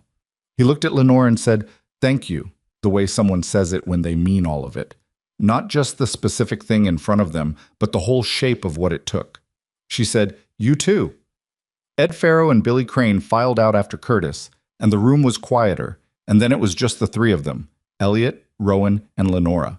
And Elliot began packing his briefcase with the systematic thoroughness of a man who had done this hundreds of times and still did it carefully, every time, because the carefulness was the whole point. Rowan looked at Lenora. I owe you something I don't know how to properly account for, he said. She thought about that, about the ledger she had kept in her head for 6 weeks, the running tally of what this had cost and what it had produced, and she thought, as she had been thinking, quietly, in the background of every other thought since somewhere around the 3rd week, that the question of what came next was separate from the question of what had been done, and that conflating them was a mistake she was not going to make. You don't owe me, she said. We did a thing together. That's different. He was quiet for a moment. I want to offer you a position, he said. Not the bookkeeping job. A partnership in the management of this ranch. Financial oversight, operational input, equal standing in the decisions. He said it plainly, without decoration, the way he said everything, because it was what he meant, and because dressing it up would have been an insult to both of them. I am not a good administrator. I am a fair cattleman and a poor manager of anything that involves paperwork. You are the most capable person I've encountered in a long time, and you have no reason to stay here on what I've been paying you, and I think Iron Creek needs you more than I can adequately say. Lenora thought about the bus ride, the dust outside the window, the suitcase, and the $11 and the promise below the ribs. She thought about Roy, who would have listened to this offer over bad coffee at 11 o'clock and said, Well, what do you want to do? Because he had always asked that first before telling her what he thought, which was one of the things she had loved about him and had only understood fully after he was gone. What did she want to do? She looked out the conference room window at the yard, which was doing its ordinary morning things, movement, animals, the particular quality of light on ranch land that was different from every other kind of light, lower and wider and more patient than city light. She had come here with nothing. She had built something inside these 6 weeks that was not hers legally or financially, but was hers in the way that things are yours when you have given yourself to them completely and they have held the weight. The land records. The numbers. The fence line she had walked until she knew it in her feet. I'm not a cattlewoman, she said. No, he agreed. I'll need actual authority, not consultation, decision-making standing. Yes, he said. And the workers get the restitution before any capital improvements. Whatever comes back, that goes first. He looked at her. That was already my intention. I know, she said. I wanted it said out loud. He nodded. She nodded. Elliot Bain, who had finished packing his briefcase 3 minutes ago and had been standing by the door with the tact of a man who understood what he was witnessing, said, I'll leave you to it, and let himself out. It was not a dramatic moment. That was the thing about real moments. They rarely were. There was no particular music in the air, no shaft of light through the window at the right angle, no sense of the world rearranging itself to mark the occasion. It was just a room and a table, and 2 people who had been through something together and were now deciding what came after. What came after was work. That was true in every story that ended with something built, rather than something simply survived. The months ahead would have the civil proceedings, and the criminal case, and the return of the land parcels, and the restitution process, and the full forensic report, and the long administrative process of restoring Iron Creek Ranch to an honest accounting. It would be complicated and sometimes tedious and occasionally frightening and never as clean as the moment in which you decided to do it. But Lenora Ashfield had been through tedious and frightening and the particular uncleanliness of real things, and she had come out the other side with her arithmetic intact and her promise kept, and that was sufficient. She gathered her documents from the table and stacked them in order and held them under her arm, the way she had carried things her whole working life. Not lightly, not dramatically, but with the practical grip of a woman who knows the value of what she's holding. "I'll need an actual office," she said, "not the tack room." "There's a room off the main house that hasn't been used in years," Rowan said. "Windows?" "2. I'll need 3 filing cabinets. I'll order them. And I want Bess's title changed. She's been doing the work of 3 people for 11 years, and she should be paid accordingly." Rowan looked at her. "Already planning the budget," he said, with that quality in his voice. The one she had learned to recognize, the closest he came to something light in a serious landscape. She walked out of the conference room and into the hall and through the main building and out into the yard, where the morning was still going, indifferent to what had happened inside, the cattle still cattle, and the fence still fence, and the light still doing its wide, patient thing across the land. She stood in the yard for a moment. She thought, Roy would have liked this place. Not the fraud, not the danger, but the land itself, and the people on it, and the particular problem it had presented. The kind of problem that required patience and arithmetic, and the specific stubbornness of someone who had decided a long time ago that seeing a thing and saying nothing was a choice she was not going to make again. She had not made it again. She put her free hand in her jacket pocket and felt the worn fabric at the bottom where the notebook had been all these weeks. And she thought about the bus, and the dust, and Bess saying you'd better be more than good in the first 10 minutes, and the photograph at the bottom of the 6th box, and Rowan handing her a cup of coffee and asking how's the reading with the calm of a man who had been waiting for the right answer for 3 years. She had been the answer. She had not expected to be anyone's answer, coming off that bus with nothing. She had only expected to work, and to keep her promise, and to be more careful this time than she had been before. That was all she had intended, and it had been, in the end, exactly enough.